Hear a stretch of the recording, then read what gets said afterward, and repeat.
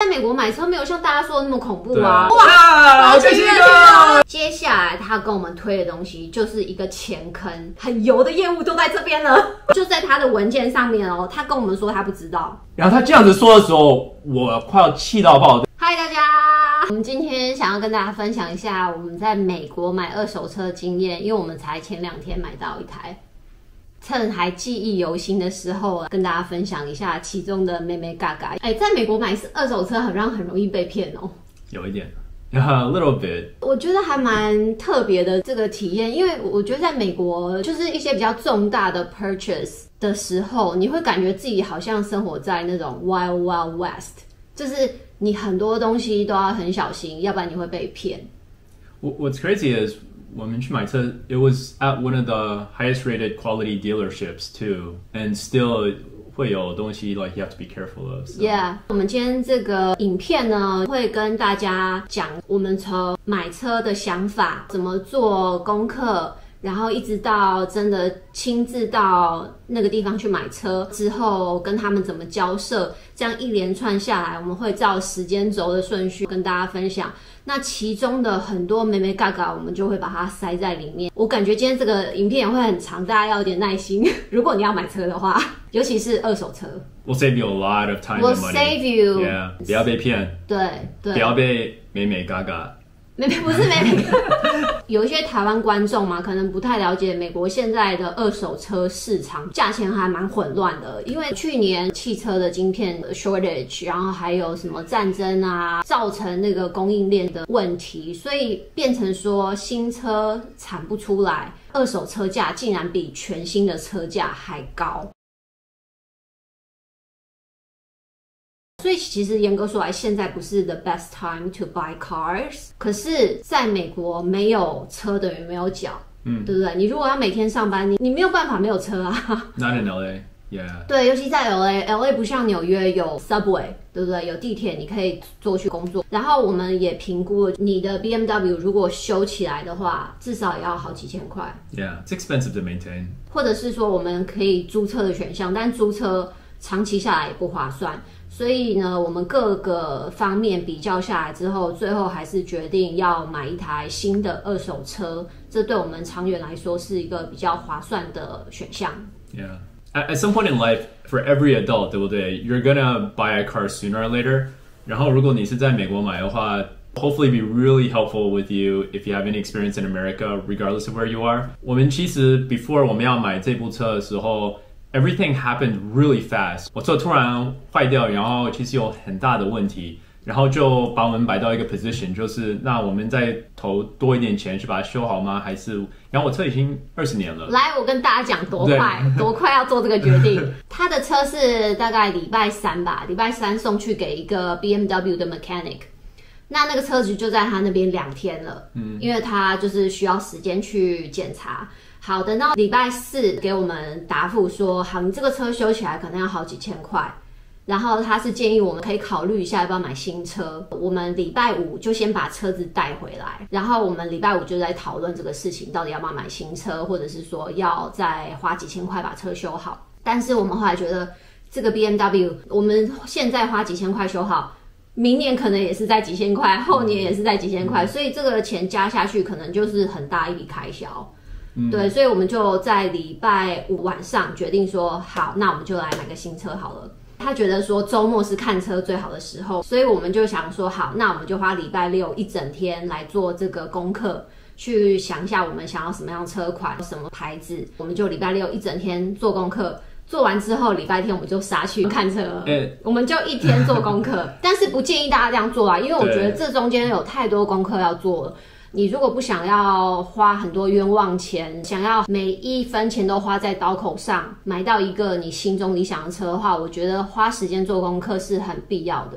By the way， 我们是礼拜天去看车嘛，然后买车嘛。礼拜六晚上当然都没有睡觉了，他一个晚上都一直在看那个 research， 所以希望我们可以省你们很多时间。然后对，就是花了我们整夜没睡，他很多人做了超多功课，然后截取出来的精华分享给大家。And I think it's worth it， 因为我们在我们的命里面就只能几次会花大笔钱嘛，对不对？对。我在跟 Darlene 讨论的时候，我们就觉得这是很大的钱，我们应该很了解我们在做什么，要不然我们 What if we don't get the right value? What if we get the wrong car? What if the dealership 就是没有在说全部的 everything we know? So within that like 48 hours, we learned so much.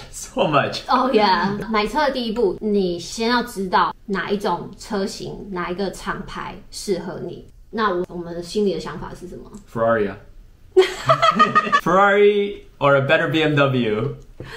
男生嘛，男生就是很爱快车。你看 Ferrari， 我觉得 BMW 真的很快 ，Bugatti， 它的速度真的是它的那个马力开起来会很舒服。如果你喜欢开快车的话，但是我们现在首要的考量就是什么？不要花太多钱在汽车维修上面，因为我觉得美国跟台湾的开车的方式其实是很不一样的。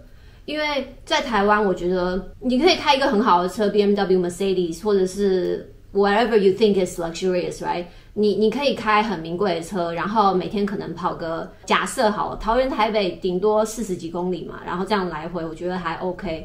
但是我觉得在美国就不一样，美国那个距离都超远的，然后你每天这样来回塞车，然后长时间在高速公路上面这样跑，我觉得你会需要一台比较可靠，然后长时间开下来不会让你有太多维修费用，这样子一部 reliable 的 car， 我觉得是比较适合我们现在的状态。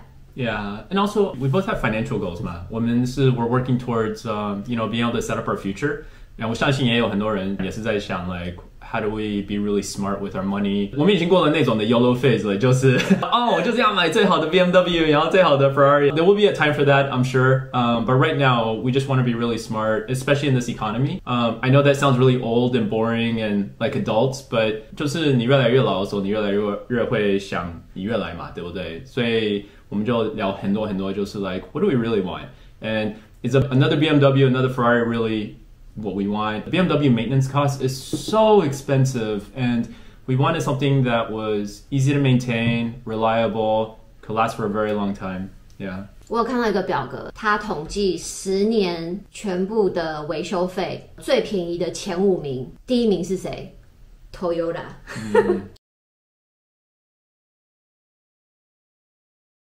今天这个影片不是 sponsored by Toyota 哦，但是你会听到很多 Toyota 的名字。我觉得年轻的时候大家都会想要开好车嘛，就觉得外形很漂亮，然后就名字名牌嘛，对。但是我觉得如果你想开好车的话，没问题，我觉得你可以去租。Yeah. 你用 rent 的，对，你去租一段时间，开 BMW， 然后换 Mercedes 开完换什么我不知道，就是其他你想开的都去租来开看。但是呢，你不用说买一台，然后可能过了5年开始，它的维修费会超级高。Really 对，因为它的零件、它的维修人工在美国都非常的贵。每次修我 BMW is somewhere around 2 to 3 times more expensive than a Toyota. 我有那个 BMW 20年嘛，所以 I took care of it. 可是如果你想每一年你都要付几千块来保养 maintain 的话，就是过了时间 it's so expensive。 对，超级推荐大家去看一个 YouTube channel 叫做 Scotty Kilmer。 Yeah. 可能爱车的人都会知道这个频道，他是一个mechanic， 就是他是一个修车的技师，他有50年的经验，所以各式各样车款他都修过，所以他非常清楚每一个厂牌的车子，然后积年累月下来他们的运作的状况。他最推的车子就是 Toyota。 Yeah. 他说 Toyota 这部车 even 你是买10年的老车，你还是可以照样跑，然后你不用花太多的费用在维修费上面。Yeah. 对，所以他说这部车是非常非常 reliable， 价钱也很好。还有一个非常有趣的一个 survey， 在美国的100万富翁里面，大家心里最喜欢的品牌的车，你们猜是哪一款？ Bugatti。 Toyota。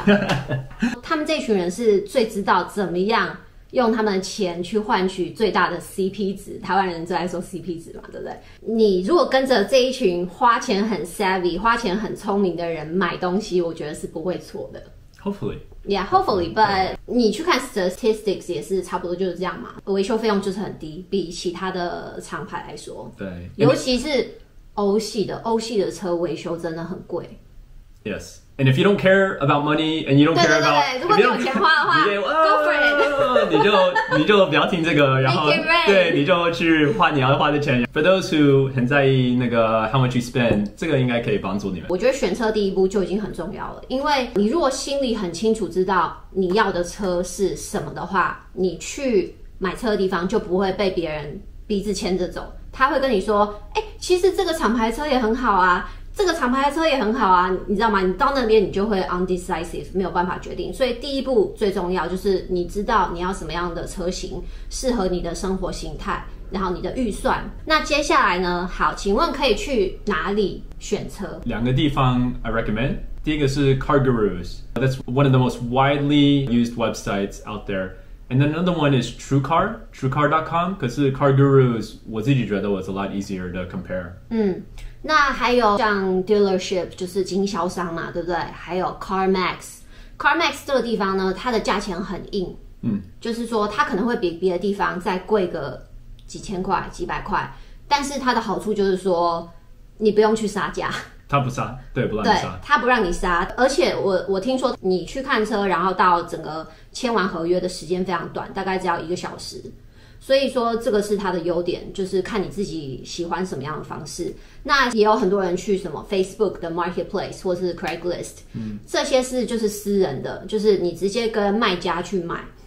但是呢，我就是做过功课嘛，爬过很多文，所以我看过很多人说这要很小心诈骗之外呢，我觉得这比较适合就是说你懂车的人，你懂车的人，你可以用这样的方式去买到很好的 deal。可是你如果今天是比如说像我对车子平常没有什么研究，还有一个非常值得一提就是说，他们上面的价钱都好到不可思议。And I can explain why too. 我一看那价钱，天啊，怎么这么便宜，而且全新车款，我就很想去联络他，你知道吗？但是我后来又告诉自己说 ，No, this is too good to be true。是因为他们的车都是一个叫 salvage 的车，就是以前赚到那个 dealer 都不要了，然后 private 的人会拿去全部修好， Car flip 对，就是全部修好，然后卖你，然后外表和里面可能都装得好，然后可能真的可以跑。可是因为它已经有 major accident， 就是 you never really know 这个车是多 reliable or not。对，它是通常是 all cash。Yeah. 对，你就是要全额现金付给他之后，真的现金，他就没有责任了。对，所以说他没有那个保固期。比如说跟 dealership 下定之后，你还有1-2天的时间，然后可以去拿给外面的技师帮你做一个很 thorough 的检查。如果有问题的话，你就退货。但是你如果说跟这种私人地方交易的话，你遇到有问题的车子，你就是真的没有办法退了。We can talk about the 退货 because that's a little complicated. 退货这个地方呢 We'll talk about that later. 对，不是每一个地方都有，我们之后会就是比较详细的谈到。Stay tuned. 以上就是你可以去哪里买车。那接下来你在网络上找到你要的车之后呢，很重要的是你要看它的 Carfax。Yeah. 所以在美国有一个 program 叫 Carfax， 你在看车的时候，你 scroll down， 它有一个 button 说 Look at the Carfax， 然后大部分的人都会让你免费看那个 Carfax。如果他不让你免费，你就是要自己付嘛，可能一个 report 差不多25到30块。可是 Carfax 会把那个车的全部的 history， 不一定是很 accurate， 可是我给你一个大概的方向，就是这个车有没有 accident 过，这个车是 personal 还是 rental。这个车是有 how often 有 maintenance schedule， 就是可以给你很多 information about this car. It's very trustworthy. 大部分的 dealership 都会给你的 Carfax for free， 因为 all the other dealers do it, so they just give it to you for free. 然后你可以仔细的看，就是 does it have structural damage？ 有没有 a huge accident that I'm not aware of？ 它的汽车的历史，几年几月几日维修，然后做过什么样的维修，它都会很仔细的条列出来之外。如果有任何出过事故的历史也会列在上面，当然不是说100%，因为有一些公司他们是可以用一些方法让他们的出事故的历史不放在上面，但是这个是比较特例，那这个可能自己还要再做些功课，但是大致上来说，这个 Carfax 是可以蛮信任的一个 record。那我们现在在网络上锁定这台车了，我们现在就可以看它的 dealer 在哪里，经销商在哪里。I know once you go to CarGurus, you're like， 那我干嘛还要去 dealer 的 website？ 是因为这个车还在不在那个 dealer 的 website 上面，还是已经被卖掉了？第二个也是看他们两个有没有什么不一样的缺点。Car Guru 其实也有一个小的东西是让你给你看这个 dealer 多 trustworthy，他有很多 review，然后如果一个 dealer 其实有很多 feedback 都说他们都会在骗我，他们都会加什么，他们都会做什么 ，stay away from those dealers. Save yourself the headache. Go to a dealership that has 4 or 5 stars. 在美国，这些评价还蛮重要的，你可以去要。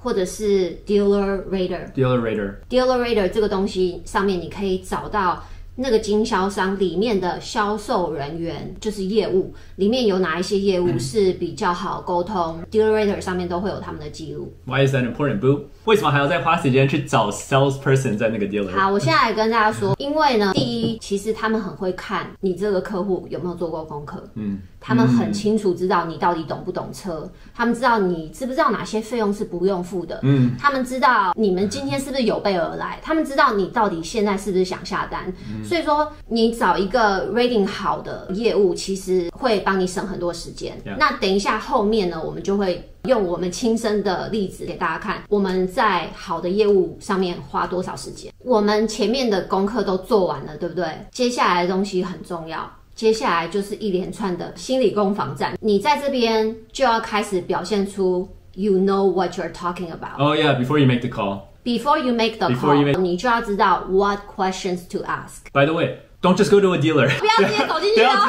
不要直接带你朋友走进去，然后就开始杀价。Don't do that. 我知道可能在 YouTube 上面有别人这样子做，对不对 ？The amount of time you spend doing research will save you thousands of dollars. 真的会省你几千块。那我们现在知道我们要找什么业务了，对不对？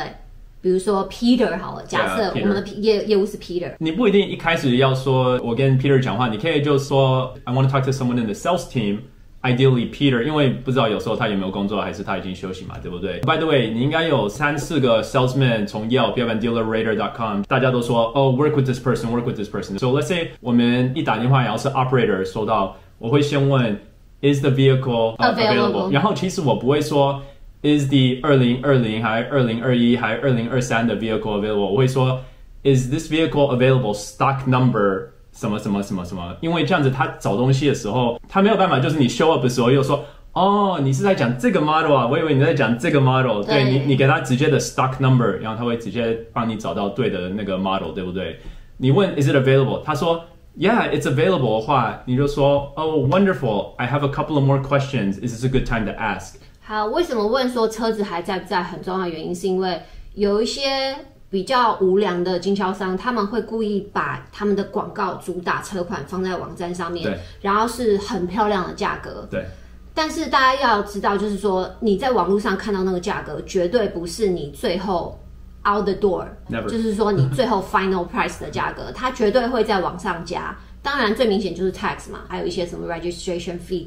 还有其他的费用在往上加，所以说，大家在网站上看到那个价格的时候，不要太兴奋，因为那个不是最终的价格。我们本来看到几部车，第二部我打电话的时候，我就说，这个车也没有在，然后他们直接说，还有几个礼拜才会进来。对，其实根本就不在那边，只是他要吸引你先进去，然后你就变成待宰的肥羊了。对，因为他们想你过去，说以后再来，可是我先给你看这部，你来看这部嘛，就因为他们想要 upsell you or sell you something that they can make more profit on。对，所以先打电话过去问车子在不在，然后如果在的话，你就找你要的那个业务去讲话，去谈这件事情。好 ，What are the questions to ask？ 这些问题非常的重要。What other fees aside from the sales price and sales tax are associated with this purchase?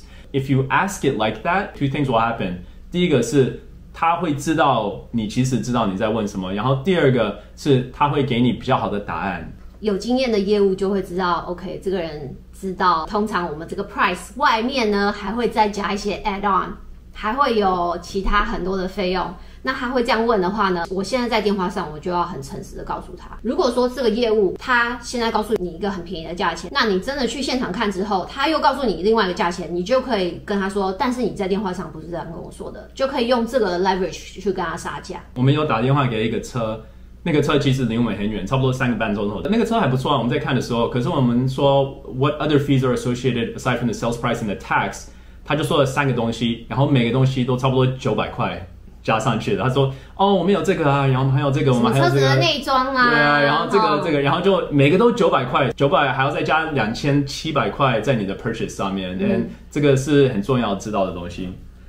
第二个是 What non-factory items are installed on this car？ 有时候你在问 fee 的时候，他也会直接说 What non-factory items are installed on the car？But you have to ask this because 这种的 items they're optional， 他们不会告诉你这个。这些 non-factory items 有什么？比如说 VIN etching， 那个玻璃隔热贴纸，他会说我们这已经贴上去了，没有办法拔下来，如果拔下来还要费用。Or even pinstripe。对 ，pinstripe。对，那这个等一下我们后面会讲到哪一些不要付的费用。这边先告诉你们一些你们应该要问的问题。然后他们跟你说的时候，你要把它写下来，跟他们的价钱，因为等到时间是对的时候，你那时候要跟他们说，好，你们可以把这个拿掉。Next is where did the car come from?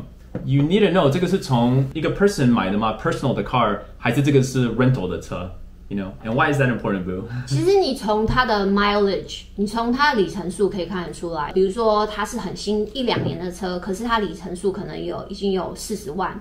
或30几万，那就代表说他跑得很勤，应该差不多就是自己开来当 Uber 或者是出租车。我刚刚说错，可能4万啊，4万。那可能你如果看一部车的 mileage 可能15000左右，那你就知道哦，这是 personal use 自己用。那有些人会不喜欢出租车的原因，是因为觉得很多人开来开去嘛，大家都不会好好的爱护对保养这台车，所以怕会有比较多问题。但是其实你要真的亲眼去看到车况，然后送他去检查之后，你还是可以从中挑选到不错的车。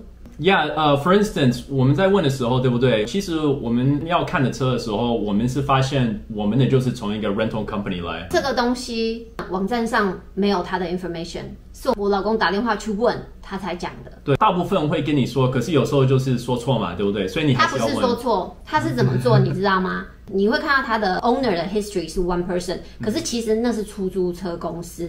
但是你从哪里还看得出来他是出租车？就是从他的 mileage。对，新车很多 mileage 的就代表它是出租车。因为 Toyota 在美国是非常热门的车款，它很 reliable， 维修费用很低，所以说不管你有钱没钱，大家都喜欢开 Toyota， 而且不会轻易脱手。那在现在油价、物价各方面费用高涨的时候，其实大家真的不会轻易脱手中的 Toyota。那如果你现在在这些网站上看到的 Toyota， 几乎都是从出租车公司释放出来的货源。所以说，大家如果在网络上看到你比较喜欢 Toyota or Honda 这一类就是 CP 值高的车的话，几乎啦，大部分都是从出租车这边出来的货源。Yeah, just be aware of it. Next question. It's two-part question. What is your return policy after I purchase? And then what is your repair policy? Return policy 就是我车买好的时候，我有多少时间 cooling off， 它叫 cooling off period。我有多少时间可以 test， 然后如果不喜欢的话拿去还。然后 repair 就是如果我找到有问题的话，你会怎么修？在美国，一个 dealer 可以选他们要怎么做，没有一个规定，就是说你要这个，你要这个，你要这个。在加州这边，我不知道其他的 state 怎么样，可是在加州这边，我老公打电话过去问的 dealer， 他们全部都说没有 cooling off period。可那个不是真的。他们全部都说，你买这个车之后就是 final sell 了，你如果有问题的话，我们不负责，你不可以拿回来。可是，在我们的想法，我们今天想要买的是一台二手车。对不对？对，所以变成说那个保固期对我们来说其实很重要啊。对，因为我们不是专业，我们去看车可能只能看它的车况大概，那我们没有办法知道说它的车体有没有受到撞击。这个东西我们一定要拿去给专业的技师检测之后，我们才安心嘛。不要礼拜五买车哦，因为你买完的时候，你一定要隔天直接带去给一个 mechanic 看，然后看他会告诉你。这个车不错，还是这个车其实有很大的问题，你要赶快把它还回去。通常你走进那个 dealership， 差不多就是当天会交易了啦。对，看你急不急啦，因为我们是觉得我们最好是在短时间内买到车，对我们来说是最方便的。但是你如果不急的话，你当然可以不用当天下决定啊。对，因为我们要买的是二手车，我们看到那一款车的车况蛮好，我们不太希望它被买走。所以我们希望我们当天就可以做决定，所以我们没有很多的时间。那如果我们是礼拜五去的话，对不对？礼拜五当场买到那台车之后，我们有2天的时间带它去做检查。查，礼拜六、礼拜天根本没有技师会做生意啊，对啊，所以你就白白浪费那2天的时间了。所以挑选哪一天去看车，要把你后续要拿去 inspection 的这个时间算进去，还蛮重要的。对，尤其是买二手车，买新车无所谓啦。对，买新车是不对啊，它还有很多 warranty。Stay tuned because 我们会讲 return policy how it works and how they charge. 对。But anyways， 然后我讲最后一个 question。What inspection process did you do on this car to make it retail ready？ 我知道这个是很 weird 的一个 technical question， 对不对？可是如果你问这个 question 的话， dealer 真的会觉得like they know what they're talking about， 他们做了他们 homework， 他们连问的这种的方式都是很仔细的在问。They'll treat you differently because 他们知道他们不能随便乱讲。What this question is 就是这个 used car 他们到底做了什么，所以可以让这个 used car be ready to sell。有很多不一样的 inspection。So for instance， 有最高的 certified pre-owned inspection， 有 regular 的 A inspection。有 safety inspection， 有 we didn't do any inspection， you're buying it as is， 就是这个车就是这个车。It's important to ask these questions， 因为第一个是你想要了解好这个 dealer 到底做了什么，他有没有换 brakes， 他有没有 align wheels， 他有没有做什么什么什么 to get it ready， 还是他其实什么都没有，然后这个车已经6万 mile 没有用过什么什么。你问题都问完了嘛，对不对？他们最后会问你说要不要我送价钱给你？对。And say no. The reason why you don't want them to send you the price is because 那个是他的 sales tactic. Don't agree to any sales price. 我们有打电话给 dealer， 然后 dealer 说那我用 text 来送你这个 sales price 好不好？然后你可以看我们送给你我们的 menu。对，我们送给你我们的 menu。如果你喜欢，你可以来看车。你跟他们说 We want to test drive the car first, and then we'll talk about price, and then we'll talk about finance.And at this point， 你就可以开始说，如果你还有兴趣在这个车的话，你也不用急，你可以说给我20分钟、半个钟头、2个钟头，我等一下再打电话给你。I'll discuss with my spouse and then I'll get back to you. I'll discuss with my partner and we'll get back. If you're single， 你也可以说 I'll discuss with my partner. 对啊，随便讲。The reason is， 他给你很多 information， 所以其实你想要先把 information 都在你前面，然后你想要看。可能你最喜欢的3部车还是4部车，对不对？你把 information 全部都把它看好，等到你知道哪一个是你最喜欢的车的时候，最好的 option， 你就先约这部，因为你约的时候有 high probability 会吃很多时间。Like that's just the truth. 因为我们今天是买二手车嘛，所以我觉得这个方式是先都不要谈到价钱，一定要先看到车况，因为有时候照片会拍得很漂亮嘛，可是你真的去看实体的时候，你会看得出来它的一些瑕疵，所以我觉得亲眼去看，对买二手车来说非常重要。如果你真的想要看这个车，你就说。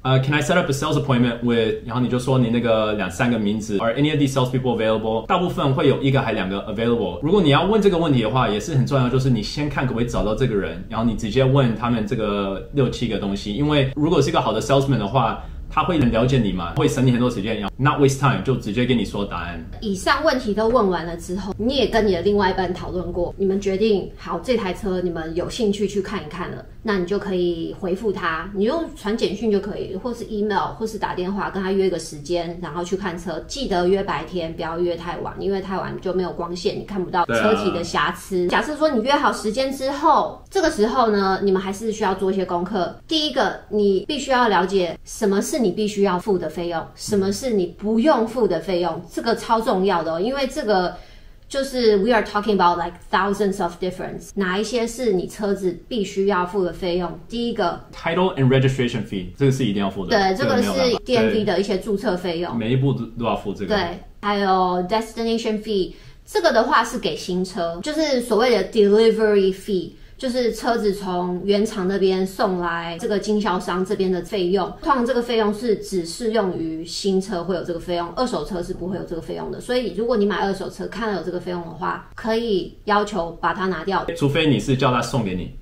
对，除非你是在家里，然后等他把二手车送来你家，那你必须要付那个费用。像 everybody else， 我们也有就是想，那我们要不要买一个 Tesla？ 对，我们有考虑 Tesla 或者是 Hybrid， 各个车我们其实都有考虑过，但是后来我们觉得 Tesla 可能充电对我们来说不太方便。Well, the other thing is， 我们每个 Tesla 看到他都一直说一个 delivery fee。那时候我们在做 research 的时候，我们在学到新车一定都有 delivery fee， 然后我们就觉得不想花那个钱。For me, like that was one of the big factors that made us realize now's not the right time for a Tesla. 我们找一个好 reliable 的 used car。接下来这个是 dealer processing fee， 这个东西呢，就是他们一些文书作业啦，通常是300块、299之类的。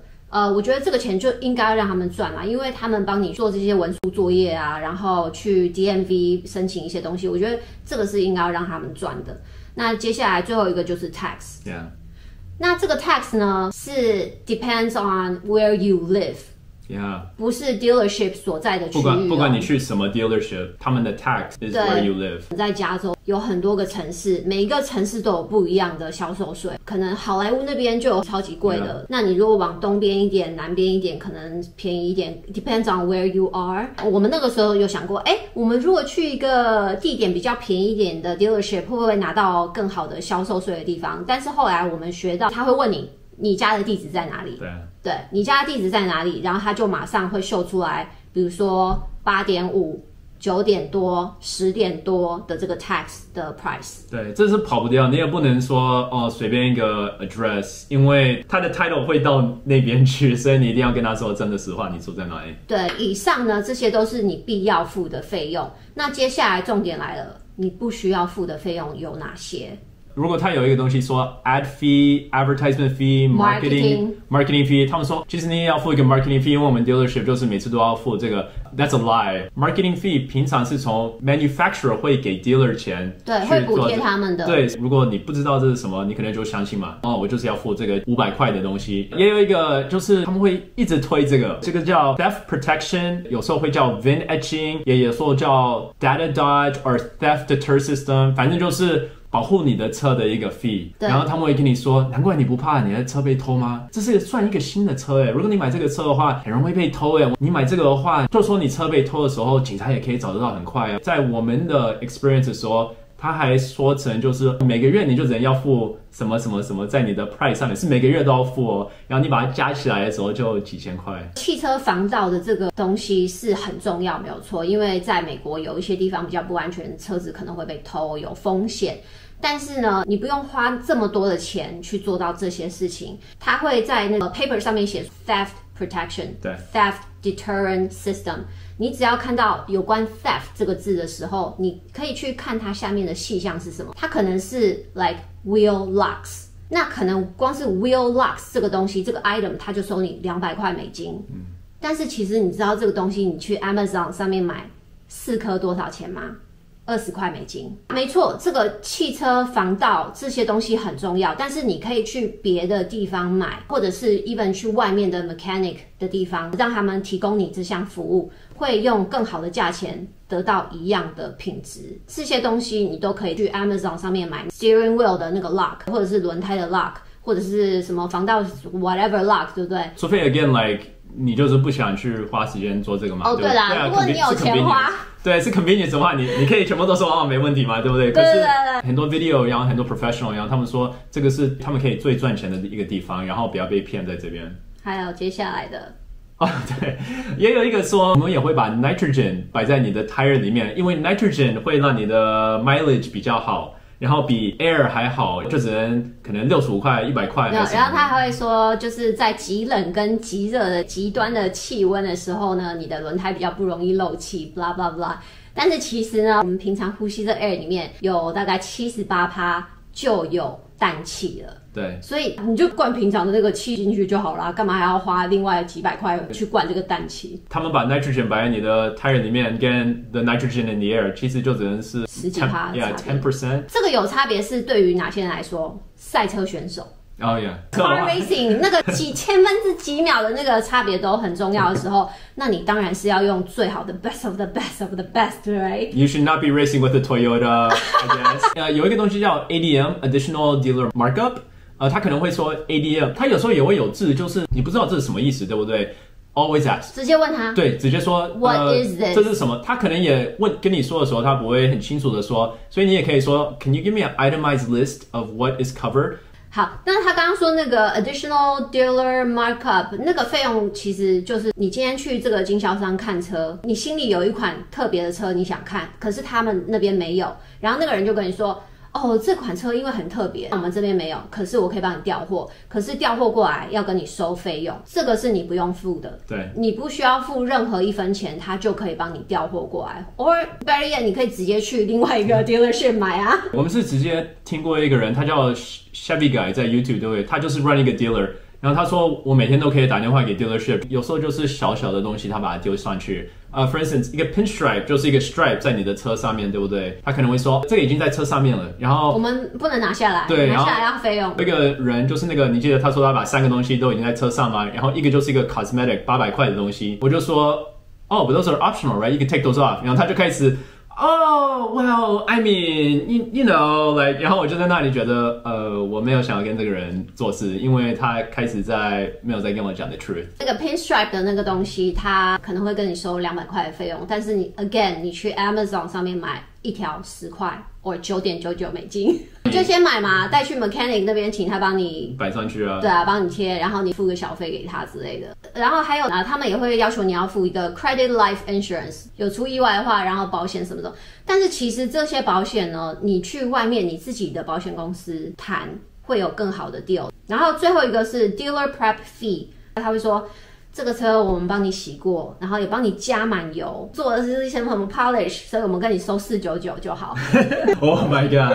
这些钱你都不需要付的。他卖给你一台车，他本来就是要 get the car ready， 本来就是要把它洗干净，本来就是要 make sure 油箱里面有油啦。这些 gas 的费用其实是原厂会补助给他们的。那个 dealer 他会跟你哭穷，说什么我们真的赚不到钱啊什么。等一下我会讲给大家听。好，那以上这些不需要付的费用，这些都非常重要，大家一定要一项一项清楚的去了解。在你走进去 dealership 的时候，你会在他的纸上或者是他的电脑荧幕上看到这些项目，你这时候要非常敏感的知道说这些费用是你不需要付的。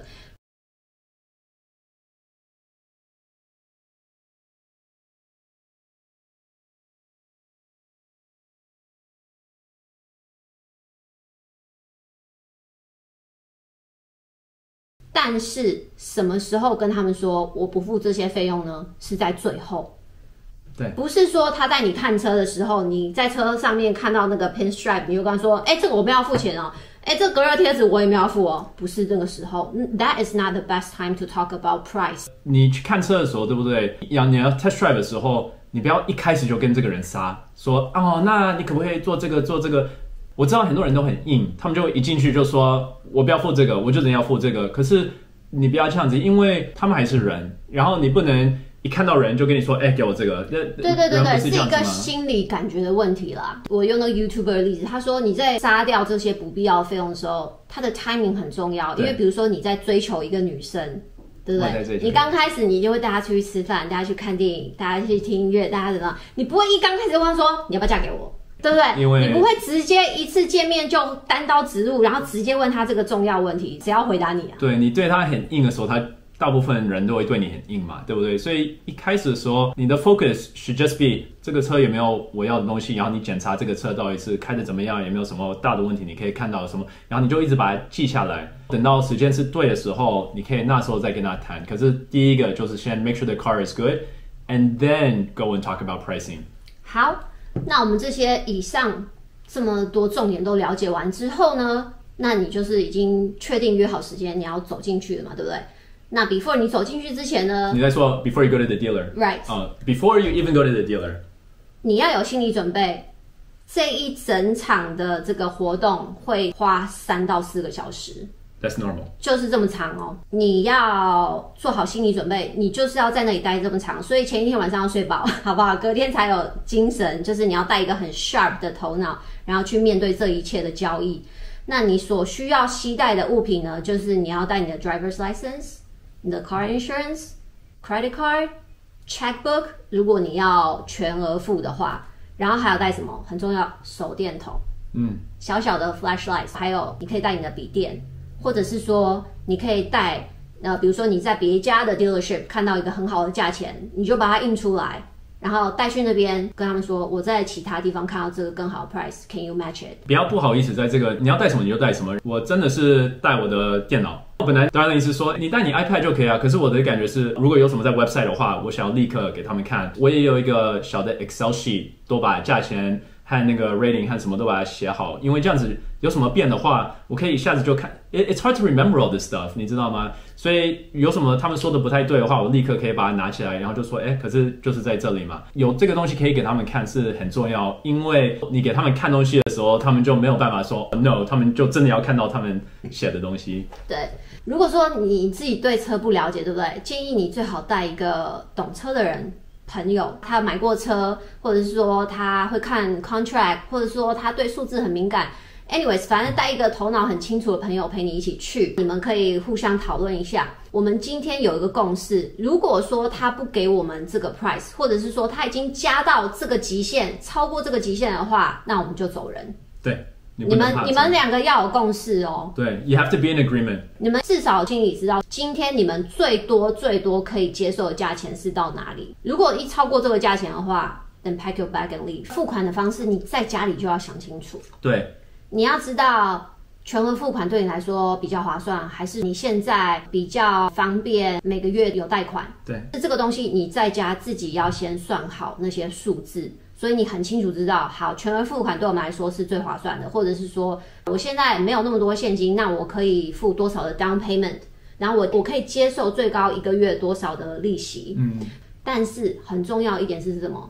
你不要让他知道你要用什么方式付款。对，他会说，小姐，你可以接受一个月付多少钱呢？我们傻傻就会说，哦，我大概一个月，我觉得我最多不要超过600块美金吧。No。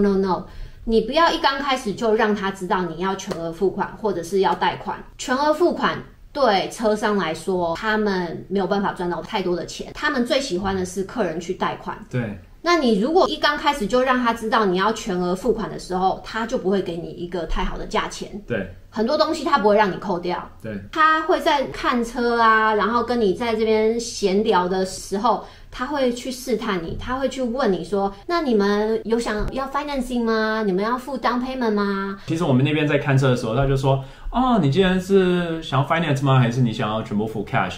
然后我直接就跟他说，Oh, we're still thinking about it. We want to first understand the car. 然后我们再看我们的 option， 你知道吗？就是你不用 commit， 你就说 I'm still thinking about it, and that's okay。因为你这样子说，他头脑就一直不知道，就是他就不知道怎么算在他头脑。可是他一知道的时候 ，trust me， 他知道怎么算得很清楚，比你还快，对不对 ？Which is why 你不要到 dealership 开始算那么多 math。你在家里的时候，在家里就先把数字对啊，因为 it takes time。然后我们可能花了差不多。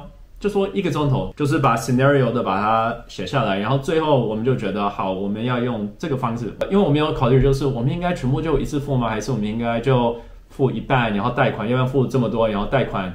我们发现，如果我们贷款的话，我们真的会可能可以输到几百到几千块，就是要多付几百到几千块。然后我们就觉得，我们其实有这个钱可以付，我们现在又没有要花钱很凶，也不是现在真的很急的要钱，那我们就把它付掉，然后不要再担心这个东西，因为谁知道那个下个月会有什么事发生，明年会有什么事发生的。所以我们的感觉就是，如果我们全部付掉，我们应该可以拿到最好的 price， 不要再多付什么，这个是我们的想法。比较大的 purchase， 你去贷款其实是一个蛮好的购买方式，但是我觉得你要看现在我们整体这个环境的利率。如果现在利率很高的话，然后你每个月要付的利息很高的话，那我会觉得有点不值得。当利息很好的时候，你就可以付一部分的钱就好，那你其他部分的钱可以拿去投资什么什么运用。但是因为我们觉得现在美国的利息太高了，所以我们宁愿一次把它付完，我们不要去付那个利息的费用。我们觉得这样是让我们比较安心。那你可以自己选择，看你自己的情况这样子。As you guys all know who've ever bought a car, it's all based on your credit score. Fortunately, 我们两个的 credit score 还不错，所以就说我们要 finance 一个车 ，we would probably get on the lower rate, but even at the lower rate 还是很高。那达成共识，该带的东西都带了之后，我刚刚有说要带零食吗？好像没有，没有，什么都没有说。要带零食，带水。先吃饭。哦，吃饱要吃饱哦，要吃饱再去哦。3-4个钟头哎。如果可以的话，尽量不要带小孩，不要带宠物去。不要。因为我们看到很多家庭在那边等，然后小孩就真的在那边就说我肚子饿了，然后在那边哭闹。我觉得这些都会影响到你去谈价钱时候的心情，你会想说赶快把这一切结束，那我让合约签一签，也没有看很仔细，那你可能会多付了好几千块。我们是约3点半，我们还早到，我们出来门的时候已经7点到7点半了。然后我们去 finance office 对要谈的时候，我们看到好多家庭都坐在那里，就一直坐在那里哦。很 strange 的东西是我们走到后面看到那个 financing office 的时候，他们根本就不在看人，没人。对，然后我们的感觉是那个 office 都是空的，对，然后根本没人在等，然后他们故意这样子让你做，对不对？因为他们知道你等30分钟、40分钟、1个钟头，等到你进去再谈 price 的时候，你就会想，好，那可不可以这个？然后他就故意想要赶快让你签，然后你就会签，然后你就会输了几千块。好，那我们就约了星期天下午3点半去 dealership 准备看车了。那我们去的当天呢，我们蛮准时到，大概3点25分就到那边。进去办公室之后，我们的业务不在，所以我们就坐在那个办公室等了一下。那我就抬头看一下他的办公室，就有一张大大的海报，就贴着写说，你知道 window tinting 很重要吗？因为 window tinting 可以让你有多一点 privacy， 可以防止阳光的 UV ray，cooling down， 保护你内装的颜色不会被太阳照颜色变不一样。反正从很多小地方，他们就开始给你 brainwashing。对，就像刚刚说的，贴这些什么隔热玻璃贴纸是很好，但是他们帮你贴的贴纸，可能同样的价位，你去外面的 mechanic 贴可以给你贴更好等级的贴纸，只是说看你要不要花那个钱啦。后来过了大概10几分钟吧，20分钟。对，他在跟别的客人讲话。对，然后他就来 approach 我们，所以一定要约时间，要不然你会等很久。我没有感觉像他是故意的，好像是真的因为一个别的客人有一点拉长，所以他过来的时候他都有抱歉。他跟我们握手的时候呢，超级软，对，超级 soft 的 handshake。我这一辈子我跟很多人握过手，我真的很少握过男生握手那么 handshake， 那么 soft。他那边每一个人跟你握手都很轻。对，我觉得这也是心理战的一部分，让你觉得 you're in control。对 ，on the bus。对，让客户觉得自己 I'm the captain in control， 但是其实他们有很多操控你心理的一些 tactic 在里面。对。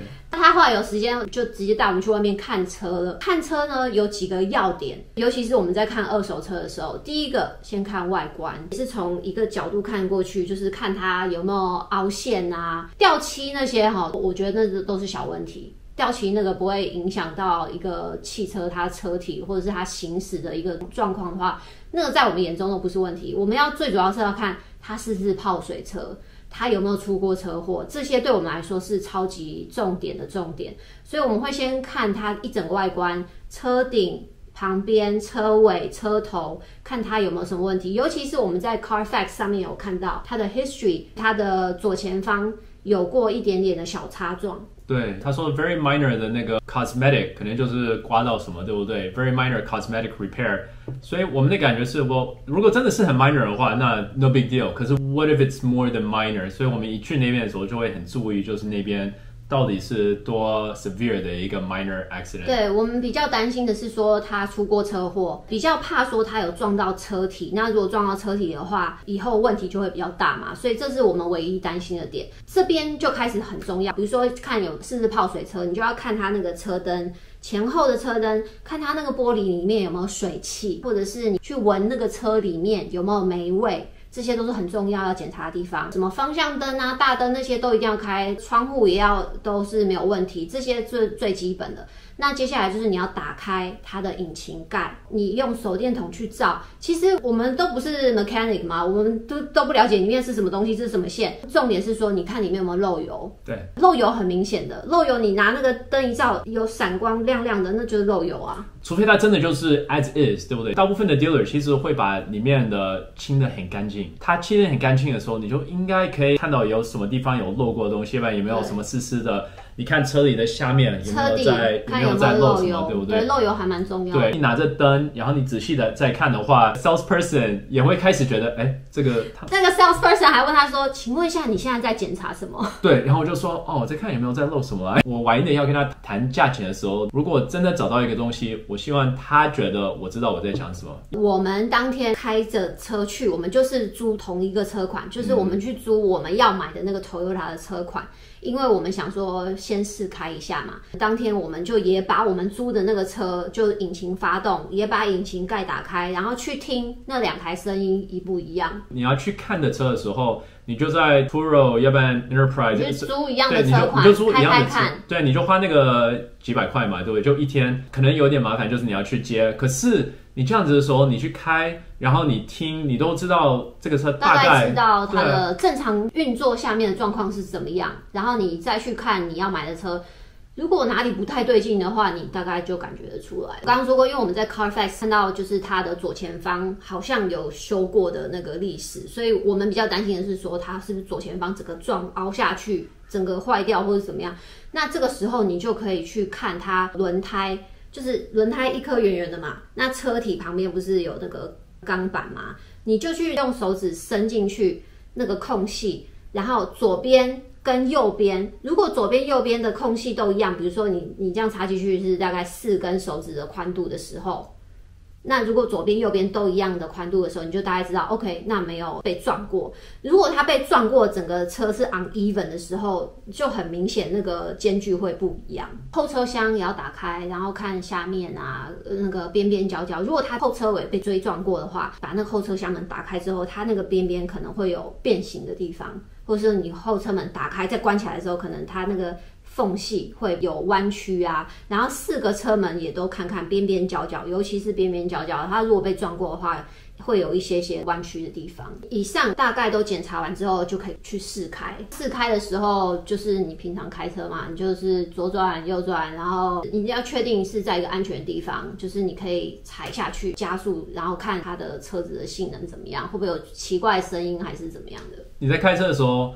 你不用跟他聊天，他如果想要故意跟你聊，我觉得那是看你的业务，对，有一些业务可能会 distract 你，或是 在那里跟你讨价还价的时候，因为有时候他们也不想你注意东西嘛，对不对？所以有时候他们会问，可是我觉得我们的 salesman 还蛮了解我们的，所以他讲了一下，然后就说好，我不会再讲了，那你可以好好的专心开。像他刚刚说的前几点，就是说你去找一个 rating 好的业务，很重要的原因就在这边，因为我们从一进去开始，他就给我们一个很舒服的感觉。对，他不讲太多话，对，该讲的跟你讲，然后他也不油条，他也没有跟我们谈到说什么价钱，我可以跟你们个很好的价钱，如果你们今天就下定的话，没有。他应该知道，就是我们不想跟很油的人讲话。但如果说你今天是要跟私人去买二手车，对不对？比如说你是去 Marketplace 或者是去 Craigslist 买一个二手车。你最简单的方式，你可以去买一个 OBD2 的一个 device， 就是它是一个小小的 device， 然后你就是插到那个驾驶座下面的一个 socket， 它就可以读出来你这台车的状况。如果一有状况，它会出现一个 code。如果你是在跟私人买的话，你最好去 Amazon 买一个这个 device， 大概40块美金，25块到40块都有。这个东西你可以去做一下功课。如果你是跟私人买的话，我觉得蛮必要的。I think even if you only use it once， 然后你觉得很奇怪，我怎么会买这个，对不对？Think of it this way， 这个可以省你就是白花了几千块、几百块的维修费，especially 如果你是从 Craigslist， 要不然从 Facebook， 要不然从一个人买的时候，因为在那你真的没有什么保护，你从一个人买。因为其实我们听过太多故事，是你跟朋友的朋友买车，对不对？朋友说要买车，然后你刚来美国人生地不熟，你就跟这个人买了，想说我们都是自己的同胞或者是什么，不会骗人吧？但你就买到一台烂车啊！我们2个都试开完，然后都觉得其实没什么太大的问题，那我们就直接进去办公室，这时候就坐下来就开始谈啦。他就给我们看好这台车是他们开价网站上的价钱是多少，还有什么税金，就是我刚刚说到的必要费用，税金啊，还有 registration、title 什么 processing fee。接下来最好笑的是，他给我们看一个页面，全部都是 add-ons， 就是其他外加的费用，总共4800多块美金。我看到那个的时候，我们都心里有底嘛，我们都知道那是什么。对啊，我们就知道。我们什么都没有说，他直接 delete。对，他已经知道我们在做什么。他直接把那一整个页面所有的费用4000多块美金的费用 delete。但是这个也是一个 tactic， 我们等一下会说。你看我们刚刚前面做了那么多的功课，在检查车子的时候用手电筒特地去照，打电话问的时候问得很详细，那个费用怎么算？其实这些东西都是让你的业务了解说你有做过功课。你知道哪些费用是你该付，哪些费用是你不必付的。所以你看，我们跟他坐下来，其实都还没有开始谈价钱，他已经先把那些不必要费用全部都 delete 掉了。我相信，如果说他今天面对，比如说买车的小白，你不了解你在做什么，你就马上就去看车，那他可能会留几样费用，比如说，这个汽车内装是这个玻璃贴纸，我们可能没有办法拿下来，因为已经贴上去了，所以是就收你200块美金这样子。那你可能会被 charge 几样？他应该会先给你看这个加这个，对不对？然后你会吓一跳，哇，这怎么会4000、5000多？然后说，对，那我帮你把这个拿下来嘛。可是这个已经装上去，所以这个是没有办法。你这样子就被骗了嘛？就觉得哦，对，他说的好像是对。我们的那个业务，我觉得他是蛮会察言观色的，所以他就直接 delete。然后很好笑是，他一 delete 之后，他荧幕出现一个 warning， 对，一个 warning 的一个 sign。然后我就说那个 warning sign 是什么东西？他就说哦，没有，是公司在警告我这个交易损失了4800多块。我不相信他那么省是那么多，可是就是他没有赚到 at this moment， 他们还没有赚到、at this moment。后来我老公我问他，我们是 AAA 的 member， 这个地方超级重要，各位，最重要。重点来了 ，Remember this。买二手车，你一定要是 AAA 的 member， 好不好 ？Yes。每个月花那个70几块。没有，一年。哦，一年70几块，哦天哪，那不多帮我买几个 member 可以吗？一年75块，这个钱花的太值得了。AAA 是什么 ？AAA 在美国，它就是一个 AAA 的什么一个汽车协会一个团体，那它提供的服务就是道路救援。这个太重要了，因为美国那个 highway 这样开去，你一定会遇到汽车故障的一天。那你如果在 highway 上面，你的汽车抛锚，你第一个要联络谁？就是 AAA。其实我们要买车的时候，就是因为我的老车就是突然从高速公路下来，然后就有问题了，所以我就打电话给 AAA。跟大家聊一下，差不多10分钟，差不多1个钟头就送一个人来拖我的车到一个地方。你可以跟他说你要拖到什么地方，拖到你家，或者是你要修车的那个 mechanic 的地方都可以。Yeah, within 7 miles。平常拖车可能就1到300块，看你状况是怎么样。可是你拖一次就已经赚回来你的钱了。对，因为在美国，你叫别人来帮你拖车就几百块了。对，一个if you call a tow company， 对，然后如果是礼拜六、礼拜天。他们会 charge 更贵，尤其是下雨天的时候，你会叫不到车，因为加州很少下雨嘛。但是一下雨的时候，大家就不会开车了，就很多事故，就撞来撞去。highway 上面我没有遇过啊，就是我老公他那个有一次在拍东西，他们要去比较郊外的地方，那几天下超级大雨。所以那天没有下雨的时候，地上全部都是泥土。对，不知道。他的车就被卡在那边动弹不得，所以他就要叫那个 tow truck。对，可是他那时候就很难叫 tow truck， 因为大家都有事故。对，而且很贵。然后 tow truck 的人都知道，他说哦，下雨天的时候没有。下雨天我们最忙。AAA 这个东西在美国，你有开车一定要买，非常值得。那除了这个还有什么优点？就是你在买二手车的时候，会员有什么优惠？Okay, this was by accident. 这个真的是我不知道，所以我在网络上查，我也不知道要去 Car Guru， 要去 TrueCar 要什么，对不对？我就随便在查嘛，因为我想要做 research， 我一开始什么都不知道，所以我像礼拜5的时候就一直在查车，刚好看到一个 AAA Buy Used Car Program， 然后我忘记它的 exact name 是什么，可是我发现 AAA 也是可以买车 ，AAA 就是会把你 connect 到很多 dealer 嘛，对不对？这个地方的好处是它里面会说，如果你是 AAA member， 它有 AAA 的 price。所以第一个是他会给你 AAA 的 price， 我不知道是什么。他说你要跟 dealer 讲话，你要跟 dealer 去谈。对，然后第二个是他说这个是最重要，这是很重要。如果你是 AAA member， 然后你是从这个 program 来买车的话，你有5天可以有 cooling off period。5天无条件退车。对，你可以开 up to 500 miles。如果有很大的问题，你想要退回去的话，无条件退车，你就只能要付200块的 restocking fee。对，只要付200块。对 ，that in itself is like priceless。因为 again 你在买 used car， 如果 used car 真的被骗了，然后有很大的问题的话，你一定要把它还回去啊，要不然你这样子就钱都没有了。对，我们是 AAA 的会员嘛，那 AAA 有提供这个权利给我们，这个对我们来说是我们觉得最重要的一个东西，就是我们坚持一定要的东西。那个我们的业务假设他叫 Peter 好了，对 Peter 就是给我们看完价钱，对不对？然后也把那4800多块那个不必要的费用都删除了，那我们就很开心嘛。那这时候我老公就问他，请问一下，我们是 AAA 的会员，然后你有带笔电吗？对，带那个 laptop 直接给他看那个页面，然后他说 AAA 会员会有特价，而且会有5天无条件退车的这个权利，我们有吗？我不是一次都问2个哦，我是先问最重要的，就是5天的。他最后给我们看价钱的时候，我们就说好，那你说有 cooling off period 吗？他说没有，我们没有 cooling off period。那我就说他们完全没有退车的日期。然后我就说，那我们是 AAA member， 他这里说如果我们是从这个 membership 来买的话，然后他说我们有5500。他看了就很傻眼，他傻眼，他就开始傻眼。Peter 整个傻眼，他说：“好像他这一辈子没有看过这个东西。”说实话，我跟我老婆其实不知道，我们不确定到底这个东西可不可以用。对啊，我们不确定，但是就在网站 AAA 网站上面写。然后他说：“有吗？”然后我立刻就把电脑打开来，然后已经在那边，他页面都已经准备好了，对，都已经在那边，然后给他看。然后好笑的时候，他看1秒。然后，所以他就到他的电脑，然后把它拿起来。对，他也在他电脑 Google AAA， 然后什么什么。大家知道最好笑的是什么吗？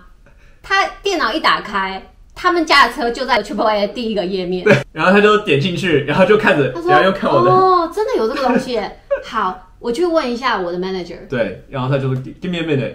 我们那时候其实没有抱太大的期望啦，就是我们就在等嘛，对啊，如果可以拿到最好，因为我觉得买二手车可以有时间带他去做 inspection， 我觉得这个太重要了。过了几分钟，他终于就回来，然后说好，我跟我 manager 讲了，他说没问题，这个是我们可以做到的事。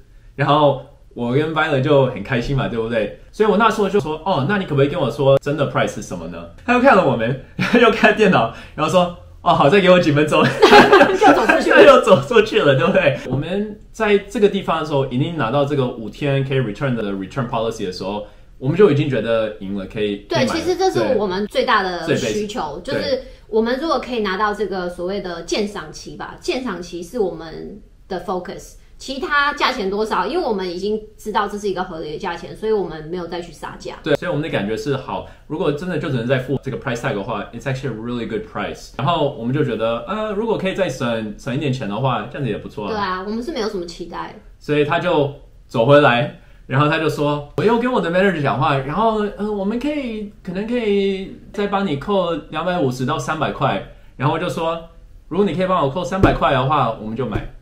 对。然后他就说好，他说好啊，一直到这边对不对？从看车然后到坐下来谈，我就觉得奇怪，在美国买车没有像大家说的那么恐怖啊，怎么这么 easy 啊？超级 easy 的，我们连开口都没有开口，然后他就直接给我们那个很合理的价钱了。And then this is where dealer 的 strategy 进来 ，then he drops it on us。接下来才是更大的挑战。对，这个 Peter 这个很好的业务呢，说好，我就给你这个 AAA 这个5天的鉴赏期之外，还给你扣300块，就是你最后的 final price。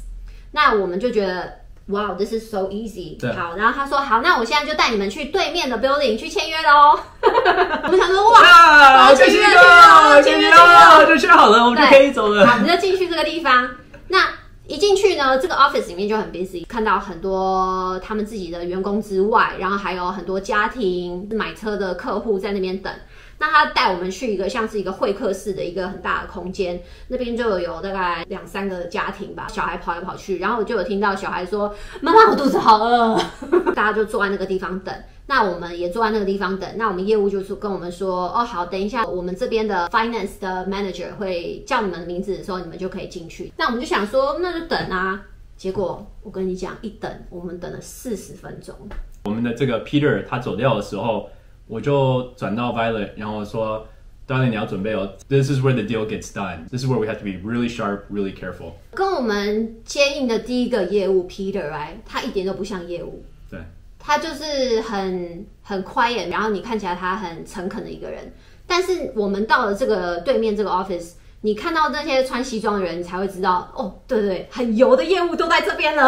大白鲨，对对对对对，他们都是会吃人的那种，都会笑的哦耶！哎，我要进去哦，已经里面有人帮我推开门了，是一个就是有一点年纪的一个先生，然后就是西装笔挺，然后满脸笑容，就 Hi welcome， 对对，不对劲，不对劲，这个就是你们平常会感觉到的 dealership。对，我们就是在那边等的中间，我觉得蛮妙的是说，我们的那个业务 Peter， 他把 AAA 5日鉴赏期的那个退款的条件帮我们印出来，然后拿给我们之外，然后他还来跟我老公说，要不要先把 credit card 给他们。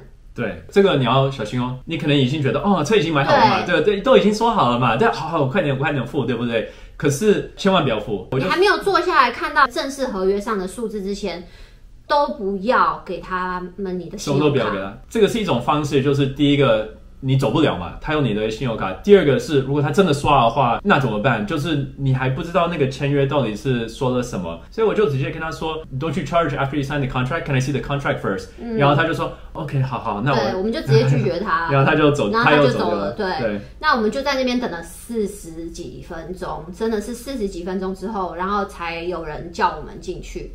那我们进去就是那里面就有很多办公室嘛，其实我们看没人啊，对啊，我们那边等那么久，我觉得他是故意让大家等那么久，因为你等这么久之后，你就会累了之后，你就会想说啊，赶快把这一切结束，然后进去随便签一签，刚刚都谈好了，对不对？但是其实你还会不会花更多钱，就是在这一个环节。对，你可能肚子饿。又担心哦，又要讲已经很晚了，都还没有吃饭。如果你有小孩子的话，可能小孩子也很累，对不对？我刚刚说我们在那边等了40分钟嘛，那在这时间我还回去我们自己车上拿水拿巧克力。我是成人哦，我是成人都受不了。如果你今天带小孩去的话，小孩真的会没有耐心。终于叫到我们就进去了。我们还没有进去坐之前，我就已经看到他把所有要签的 paper 全部都排好。然后荧光笔画起来你要签名的地方，但是它 paper 排列的方式不是一张一张很清楚的排开，是叠在上面，就是遮一半叠在上面，遮一半叠在上面的方式。它的意思就是说，你只要在该签名的地方签就好了，你不需要很仔细的去看你在签什么。对啊，他一开始就说，Oh, we'll make this process really easy for you. We have everything ready. You just have to sign. 对，那我们就坐下来了。但是我老公的个性呢，他很古猫的，从第一章他就开始看。第一章是什么？它上面写 privacy， 对，什么 contract， 它中间就是写说我们会把你的资料卖给其他的 marketing 的地方。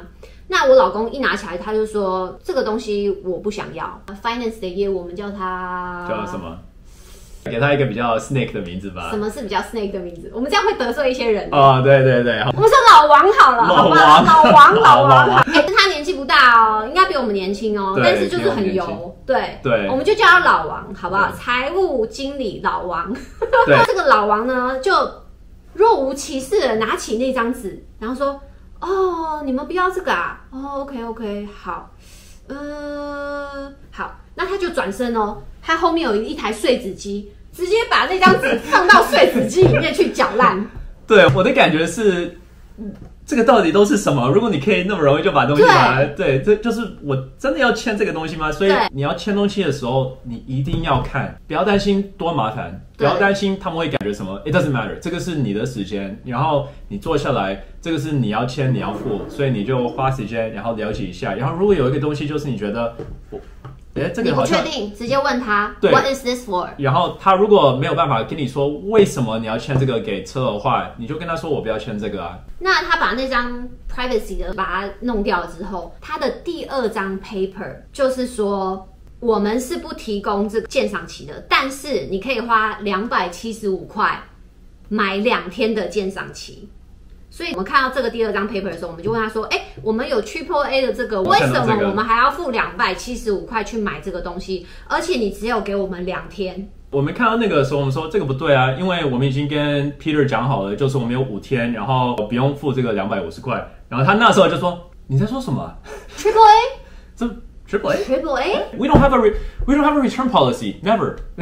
对，他是几个美国人哦，他说的好像他从来没有听过 AAA 是什么一样。对，像我们是白痴一样。对，好像我们在说外星语，然后他说啊 Triple A Three A Three A What A， 反正就是 We don't do that。那时候我就开始有一点觉得奇怪了，还没有生气，然后我就说我们都已经跟 Peter 讲好了，然后他就说那我去跟我老板讲一下。财务经理老王要去跟他的经理讲。过了2-3分钟又回来，然后他就很硬的说 No, we don't do that。等一下，到这里最好笑的是什么？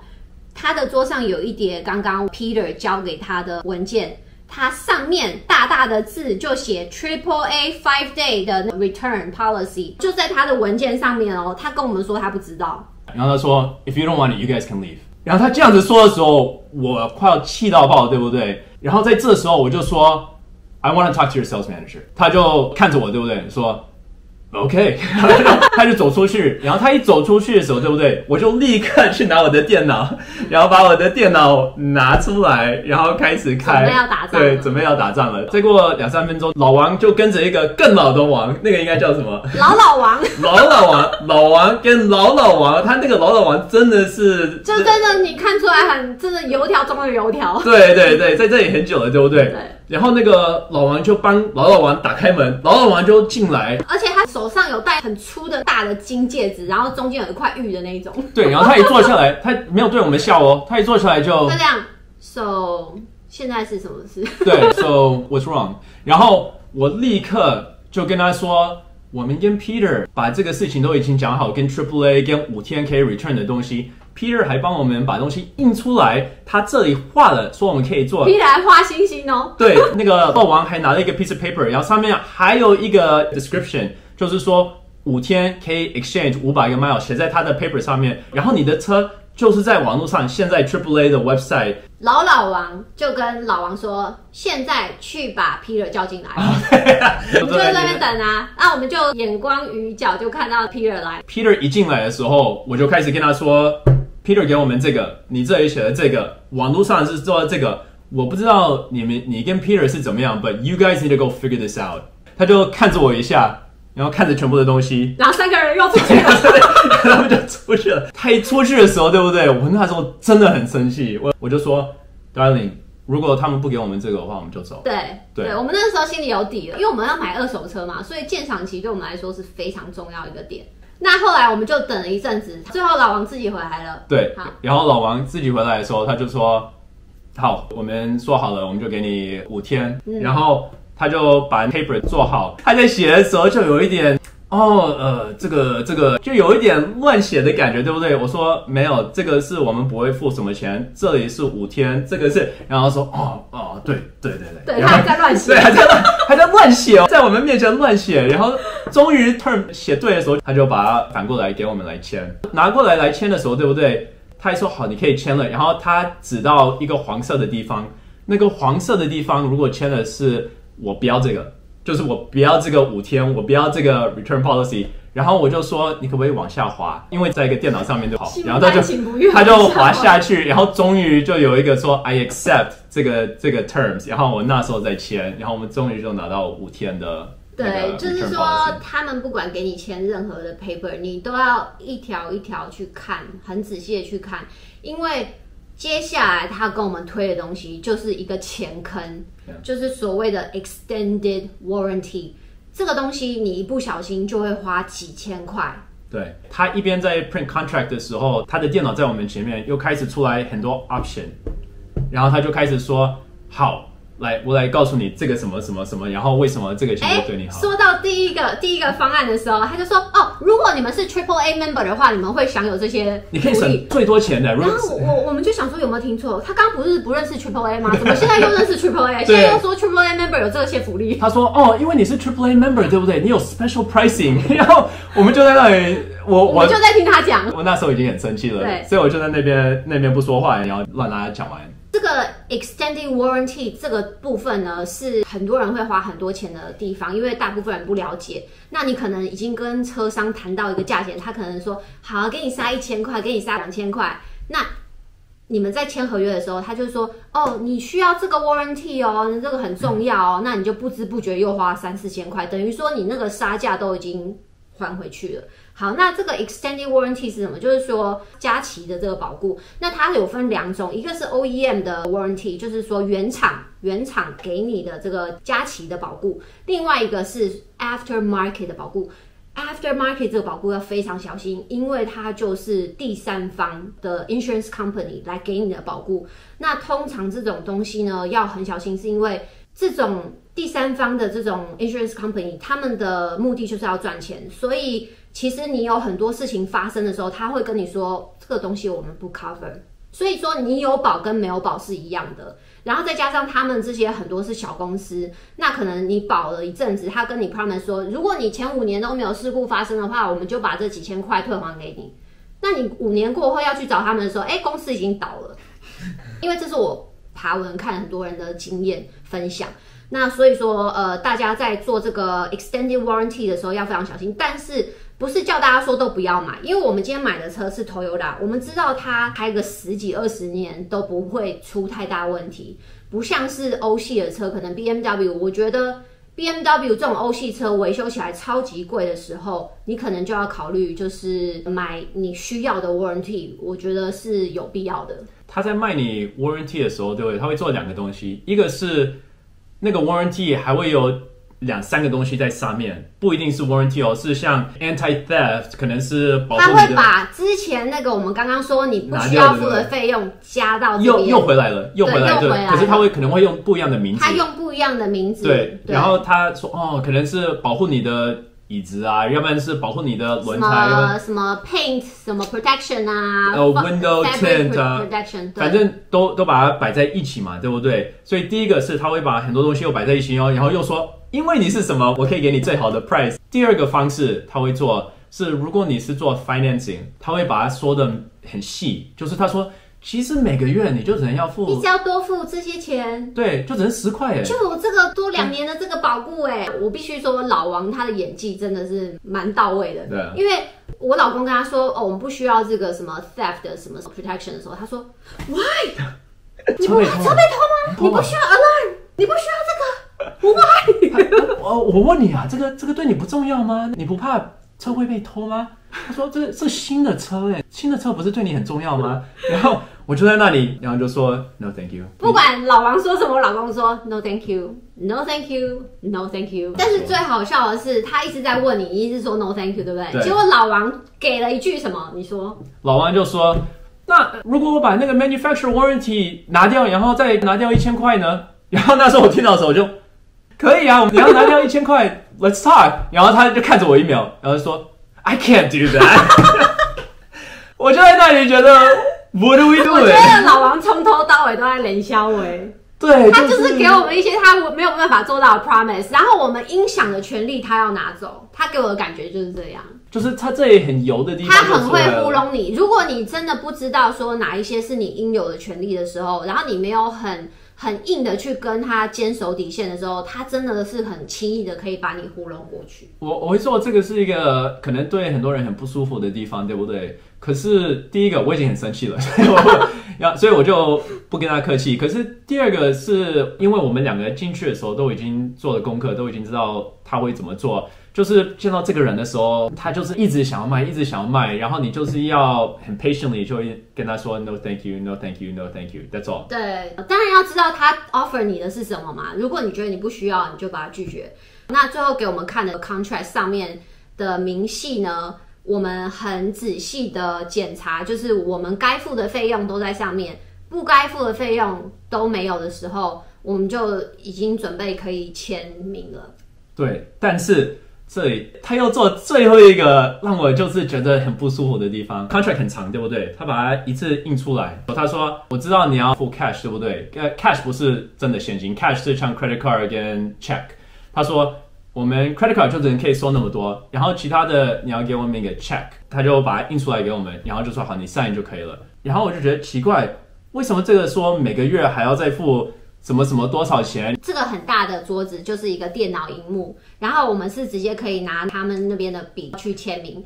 那他给我们看那个页面的时候呢，就是像我老公说的嘛，我们先用 credit card 付多少钱，多少钱是写支票，旁边就有小小的 APR 的字。APR 的字呢，它上面用滑鼠压在上面，对，就用滑鼠压在上面哦。我那时候就想说 A 什么，然后我就把那个东西移开来看，11点多%的利息。我一看到的时候，我就说 What is this？ 这个到底是什么啊？然后他就假装像 You don't have to worry about that. You're paying in cash. 然后我就说 No, what is this？ 对不对？他说 Don't worry, like it's an optional. 如果你的支票没有过的话，如果没有付接下来的尾款的时候，你就要付那个11多%的利息。对，但是让我生气的地方是这里 ，It's an optional payment. Don't worry, we're gonna do the optional. 然后我就在那里看说你在哪里说 optional， 然后他就看一下。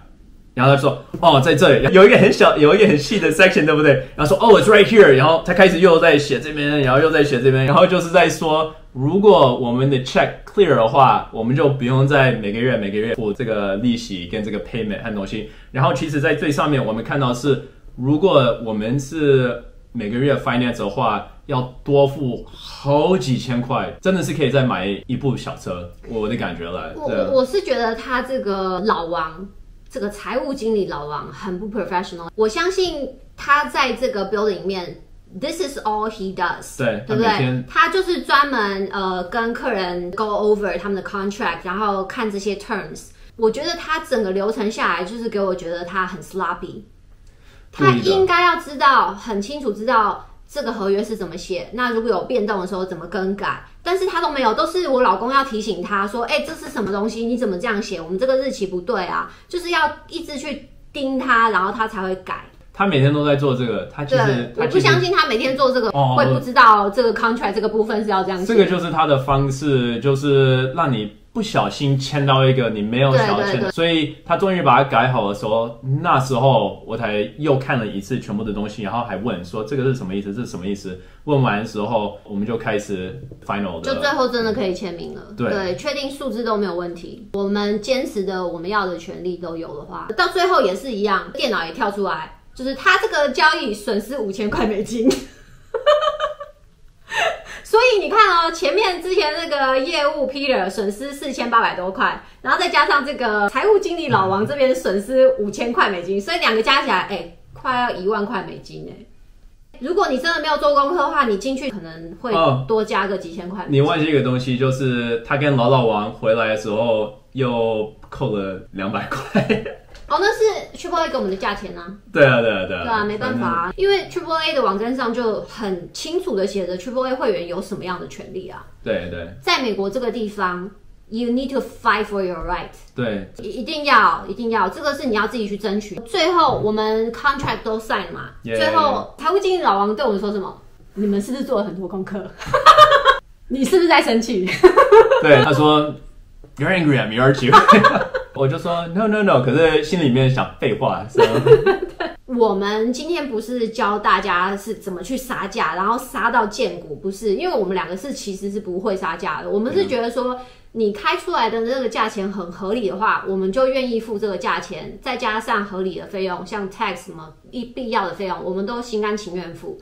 但是呢，你不可以加一些我们不想付的费用，把我们当冤大头。所以我们今天不是来教大家说怎么样去给人家杀到见骨，因为我相信每个人做生意都要有一定的获利，那是应得的。就是人家做生意本来就是要赚钱嘛，那个理所当然一定要给人家赚。但是我们今天坚持的点就是说，我们应该要有的权利我们要有，但是你们也不要把我们当冤大头，然后就是 charge 我们很多不需要的费用。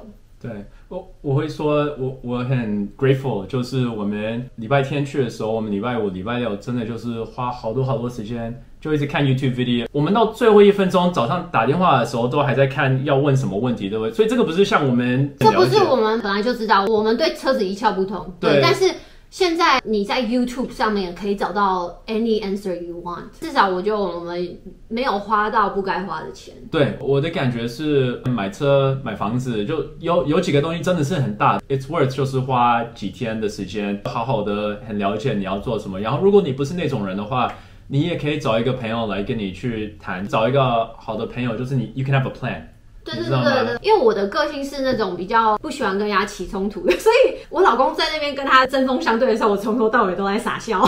对 ，In America, you can always say I want to talk to your manager. 对，对你到一个地步，就是真的对这个人受不了的时候，你就说 I want to talk to your manager. 如果你的个性是像我一样比较不敢跟人家起冲突的话，我建议你带一个这种个性的朋友跟你一起去谈条件，我觉得会比较好。我们终于走出来门的时候，拿到钥匙的时候，我们两个多开心啊！对啊，我就觉得，我觉得如释重负哎、我觉得去 dealership 跟他们谈价钱，其实是让人家最心里有压力的一块。对，然后还要见到一个老王像这样子，对啊，就是 why like why 对。那我就跟我老公说，我觉得我们最大的一个关卡已经过了。隔天我老公就马上把车子送去给 review 很好的 mechanic 看这个车子有没有状况。我觉得很幸运是那个 mechanic 就说车况非常好。对。我们觉得超开心，也觉得很 grateful。虽然我们跟老王吵得很凶，他也说一个就是我们在30年就只能有2个人退过车了，你知道吗？那个是 Peter 说的。对，我们在那个会客室等的那个40分钟内 ，Peter 其实来跟我们接洽大概有3-4次。对，然后他其中一次就是来跟我们说，我的经理说呢，其实这30年内只有2个客户退过车。然后我的经理说，如果你们会想退车的话，那你们就不要再继续这个 deal 了。你不用说好，要么不好，你就说 OK I understand。我跟 Darling 说，我的想法是，万一我们是第3部车要退回去呢？对啊，如果我们是第3部呢？这样的几率，而且是2手车我们把车拿去给一个好的 mechanic 看的时候 ，mechanic 说这个车非常好，终于完全可以放下心了。对，吐了一口气，然后就觉得好，我们真的买到一个好的车。对，然后还有再加上今天我老公才打去那个汽车保险的地方，就是发现我们现在车的保险比我们之前那个 BMW 的车保险还便宜。便宜，对啊，在这边大推 Toyota 好不好？没有 sponsor， 大推 Toyota。那如果在美国你要买2手车或是一本新车的人，我们在这边跟大家推荐几个 YouTube 的 channel， 我们都是从他们这边这些影片学到这些非常非常宝贵的知识。因为这些人呢，其中一个是 dealership。他就是在车厂这些经销商卖车的人，所以他很知道他们的话术。另外一个呢，就是有50年经验的很优秀的这个 mechanic， 这个技师，他对车子的状况各个品牌都非常了解。那第一个，这个我说的50年这个技师就是 Scotty Kilmer， 他的 YouTube channel 有非常非常多宝贵的知识，大家一定要去看。不管是你买新车、旧车，尤其是女生，我觉得最需要，因为女生对车就是比较不了解嘛，当然也有很了解的女生，但是大部分女生如果不了解的话，你看她的影片，你可以学到很多关于怎么简单保养你的车子的一些 knowledge， 然后或者是说你带去给技师修的时候，你要知道他有没有在坑你钱、A 你钱，好不好？这些东西他都会分享的非常的仔细。然后另外一个就是我刚刚说的，自己是本身是 dealership 的那个 Chevy Dude，他的 video 也非常非常的实用。他会教你说怎么去谈价钱，怎么样知道哪些 fee 你不应该付，哪些你应该付，你要怎么样跟 sales person 去聊天。然后另外一个就是 Car Edge， 那 Car Edge 是一对父子，他们也是卖车的。我很喜欢他们的谈话，因为他们会聊到一些比如说现在2手车的车况或新车 Toyota 那个10年维修费是最低的那个 research， 我就是从他们那边看到的。所以大家在买车，就是你要花一大笔钱，然后做这个很重要的 purchase 之前呢，我建议大家去这3个 channel， 然后你可以得到非常非常多宝贵的知识，让你可以省好几千块美金。Chevy Dude， 我是从他学到，就是哪时候才开始 negotiate， 你就看到最 popular 的 video， 你就可以找到，就是你在跟 dealer 的时候，你要注意什么，你要问什么，然后你打电话的时候都要问什么，都是从他的 YouTube video 来，所以其实他帮助我们很多很多。以上就是我们的血泪，不是，以上就是我们在美国买2手车的这个一整个流程，还有经验，然后还有哪里需要注意的妹妹嘎嘎，哪里会被骗钱，哪些费用你要付，哪些费用不用付。那以上就是我们的经验分享。反正希望这也可以帮助你们，你们要买一部 at least used car 的时候，可以 what to be careful of, what to avoid。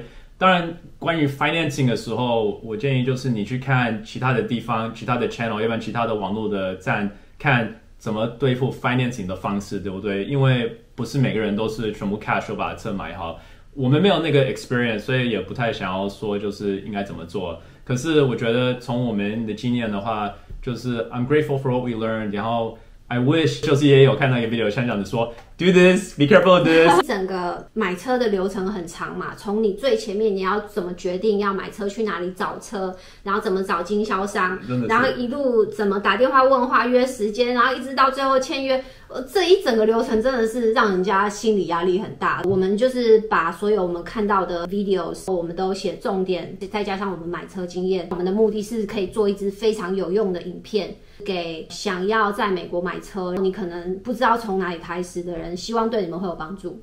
Yes, that's all. 啊，讲到头好痛啊！辛苦辛苦。那今天就跟大家分享到这边。如果你们希望我们分享什么话题的话，也可以在留言写给我们看。讲太久傻掉。And if you have any questions, let us know. We'll try our best to answer. 对 ，we'll try our best. 可是我们 we don't know all the answers. 有问题可以写信给那个 Scotty Tillman， 他有一个 Q&A 的 session 哦，你们有车子专业的问题可以去问他。But yeah, let us know if you had any experiences too, and definitely. 对，我想要听大家有没有就是在美国买二手车，不管是好的或者是坏的经验，跟我们大家分享一下。然后希望你们要买车的时候会很顺利。So 对，祝大家一切顺利啦。对，好，我们下次见，拜。So I just handed the BMW over. It's over there. I'll show you guys. Right there. There's my car. There's the tow truck that came. Kind of sad. And looks like it's about to leave. So bye BMW. You've been really good to me these last 20 years. I'm glad I had you as a car. I'm gonna miss all the adventures we had. I'll see you later. Hopefully you'll get a better owner or use for better stuff.